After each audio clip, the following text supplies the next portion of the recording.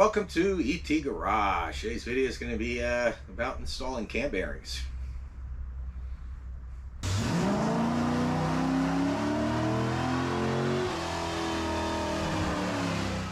Alright, like I was saying, today's video is going to be about installing cam bearings. I have the bearings, I have the installation tool, and I've never installed cam bearings before. I've always had the machine shop do it. So this is a good engine to block to practice something like that on. If you're not up to date or haven't been following my channel, I'll leave links at the end of the video. This is a $100 small block I picked up. Still don't know what I'm going to do with this. I think I'm going to send the crank out, have that ground and polished, and then do some other things to it. And if I do it, and just put the bottom end together and hopefully find a home for it. And I'll sell it for what I put into it, which will be less than $500. So if someone's going to need a small block Chevy bottom end, I should have this together for less than $500. And you know, something you just got to put your heads on and all that stuff. I thought about doing heads too and all that stuff instead of cheap eBay heads, but anyway, that's another story. Let me show you what I'm working with today. These tools and the bearings. All right, this is a this installation removal tool is I got from Summit. I'll leave a link down in the description box. I forgot what the price is, but the link will be down there in the description box, and prices change anyway. But it's an Old Star, right there, 96470. If you need to look it up, small block Chevy cam bearing tool. This is for small block Chevys only. This isn't a universal tool. This is pretty good from what I see. The end just pops off. It's held on by an O-ring. These have O-rings on it to hold the bearings. And this piece here is for guiding in the end, which I'll show you. You can either go this way with it, or just use the tapered end and guide it that way, depending what you're doing. But for now, I'm going to put it like that, and I'll show you the bearings here. Okay, these are the bearings. Like I said, I'm going to just reinstall the old ones for now until I get around to cleaning the oil galleries. But these are sealed power bearings. And one thing you need to know about these will come in the box in order. Do not take these out of order. If you do, on the box is this little flap. There's the info there. So don't lose this. You might need that. But let's look in here. Okay, like this will be bearing number 1. And if you get them mixed up, bearing number 1 will have 2 holes in it also. I'll have to show you about hole alignment. But if you look, there will be, and hopefully you guys can see that, numbers stamped on the bearings that will match this card telling you what position you go in. So even if you didn't disturb these and get these out of order, it might be a good idea to check these part numbers with the bearings that are in the box, just to make sure they're correct. The rest of the bearings will have just 1 hole as far as I know, and like I said, the front one has the 2 holes. There's the other one. There it is right there. And I'll show you how to line those up and all that good stuff. So like I said, this is the first time I'm doing this. It shouldn't be I don't see a problem. There are things you have to do that I know of. I'll try and go over them in the video. Meantime, let's get over to the engine block and we'll start knocking out some bearings. Okay, hopefully everyone can see this good. Here you have your cam bearings down in here. This will be number 1, 2, 3, 4, 5. And the first thing I'm going to do is knock out the plug on the back of the block. And I'm going to use that cam installation tool to do that. So let's see how that works out. Okay, first thing I'm going to do is remove the end here. I'm going to remove that.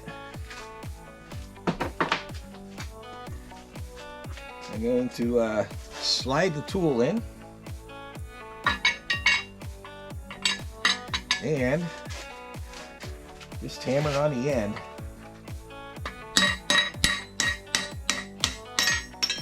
And that came right out. And that's it. That's the plug on the end. I'll put a new one in when the time comes. Now what I'm going to do is I'm going to slide this on.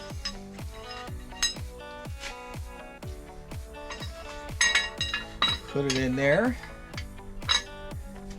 Pop that in the end there. And then I'm going to try and pop that bearing out. Now this, I'm hoping I can get that out that way. Should be able to. Not sure if you can knock the rear bearing out that way or you have to go this way. But I'm going to try this way and see what happens. I am using a dead blow hammer, by the way. You can use any type of hammer you like. I'm going to use the dead blow, then I won't bang up the end of the tool here.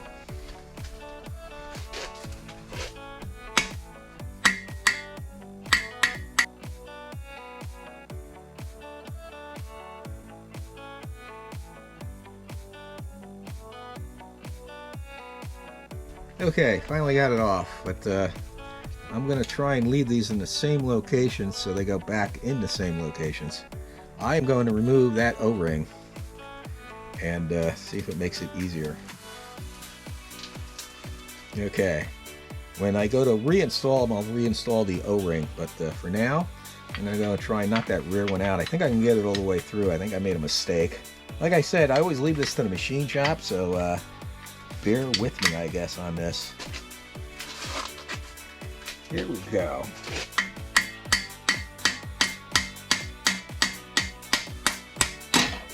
There it goes. Da-da-da-da. That was much better. Da-da-da. Yeah, and that comes right out. I'll stick that there. Go do number 3 now. Okay. Like I said, you stick it in sideways like that, twist it. And put that on. Try and get that in there. And hammer.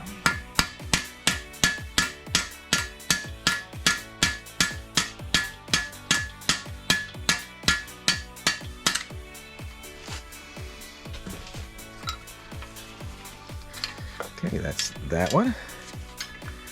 And the last one, which should be the simplest,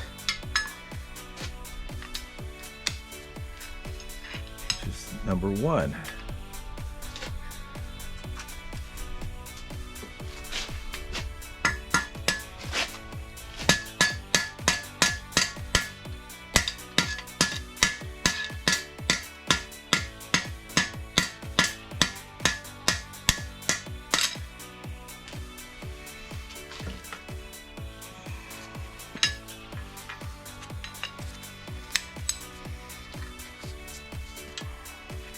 Okay, all the bearings are removed, and the first thing I notice about all the bearings is that notch.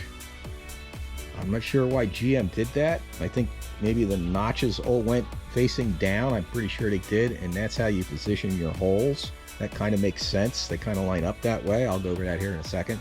If you look at the new ones, they do not have it. Okay, now this is the front bearing. It's the only bearing with 2 holes. Hopefully you guys can see that. And there's that. Now let me reposition the camera and I'll show you an idea why the holes have to go the way they do. Okay, hopefully you guys got a good view of this. This is the number 1 cam bearing. You can see the 2 holes in there and that notch. And this engine block is upside down, but I'm going to read how to index these cam bearings directly from the factory service manual. Number 1 cam bearing oil hole must be positioned so the oil holes are at the 1 o'clock and 5 o'clock position. Okay, so with this engine upright, Like if you were looking at a clock and this engine was upright, 1 o'clock and 5 o'clock position would be, like this would be 12, that would be 1, 2, 3, 4, 5. So that would be the 5 o'clock position. So if you were to install it like that, that would not be correct. This notch would have to be over here. It would have to be something like that if the engine was right side up. Let me see if I can get a better view. Yeah, here we go. Hopefully you guys can see that. All right, see those 2 holes? That would be the 1 and the 5. Of course, with the engine upside down, that would be 1 and 5, like that. And the notch would be over to the side. Now, I'm pretty sure when I took these out, I should have made a note of where this notch was. I could probably go back and look through the video and see, or take some pictures. But that's what it's telling me. It's saying to put it like that. And then it says for the rest of the bearings, number 2 through number 4, oil holes must be at the 5 o'clock position. So they only have 1 oil hole, so it would be like right there with the engine upside down. Number 5 bearing oil hole must be at the 12 o'clock position, so it must be straight up. Now, if I remember correctly, all these bearings had their hole directly in line with that oil hole, but I'm not 100% sure. But I am going to install them according to what this factory service manual says. So we'll go ahead. Of course, if I was installing new bearings and all the oil galleries are clean, I would Scotch-Brite all this, and I'm still going to probably wipe these out, and then we'll go ahead and install them. Okay, I'm going to install the rear main bearing first. The oil hole will be at the 12 o'clock position. Since the engine is upside down, that will mean it will be facing straight down. And I rubbed a little bit of light oil on there. That's what you're supposed to do when you install new ones. I reinstalled the O-ring on the adapter. So here she goes. Get that on there. Hole there. And I guess that's the part you have to be careful about, getting that hole lined up. So, you know what? Hold on a second. Okay, what I did was, there's the hole opposite. I made a mark, and the reason I did that is if that marks straight up and down, it will be make that hole at the 12 o'clock position when this engine's up, right side up. So do that. Get it lined up. Get this tool lined up. Get the old hammer and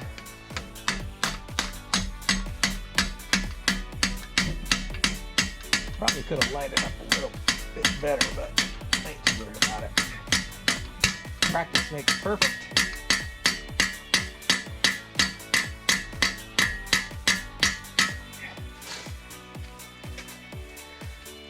Definitely need to go in more. Yep, definitely.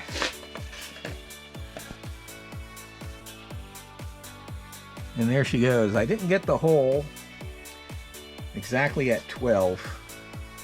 I'm not going to worry about it. It does need to go in further. I can't see that groove in there. So let me get that in further.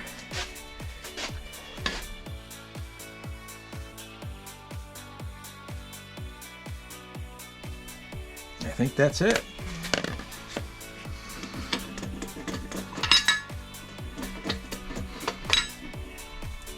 Oh yeah, that's it. So that one's done. One thing I made a mistake, I should have installed the front one first, so I'll do that next. Okay, this will be the #1 bearing. I should have installed this first, and that's so this can go in there and act as a guide. It didn't seem to affect the rear one. It has to be, like I said, at the 1 and 5 o'clock position. So let me get that marker out again, and we'll try marking this a different way since the first one's easy. This would be this upside down, that would be the 1 o'clock, and this hole here is the one I need to line up with it, because that will put, let me think, see if I'm getting this right. Nope, that's not right. It should be this one. Yeah, make sure you have them orientated right. And let me see, I'm gonna go like this.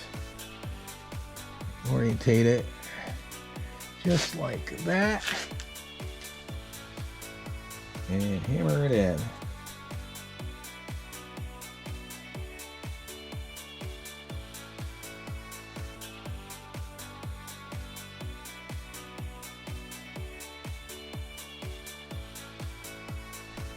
Let's see how I did.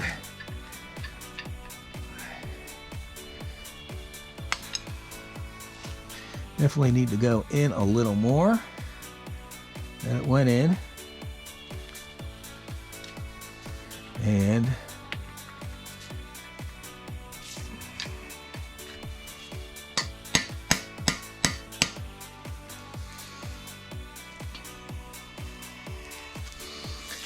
think that's it.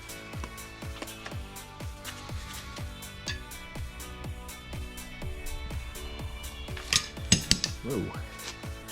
Yep, that's it, I think. If there's any people who are experts at this, want to give some tips, please do.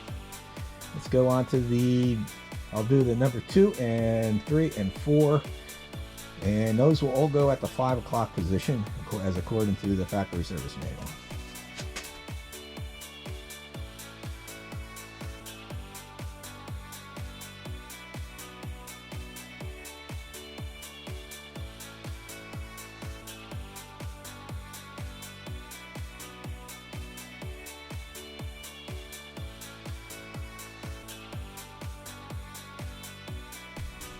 All right, I had to redo that rear one over a couple of times to get it right.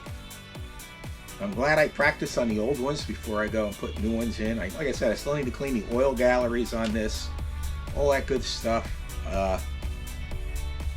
If I do assemble this, I still don't know what I'm doing with it, but when the time comes, I'll let everyone know. But I hope this was helpful and informative. At the end of the video, I'll try and leave a copy of the page that tells you how to put the bearings in, clock the bearings, and all that good stuff. But anyway, I hope this was helpful somehow, and I hope everyone enjoyed, and everybody have a great day, and God bless.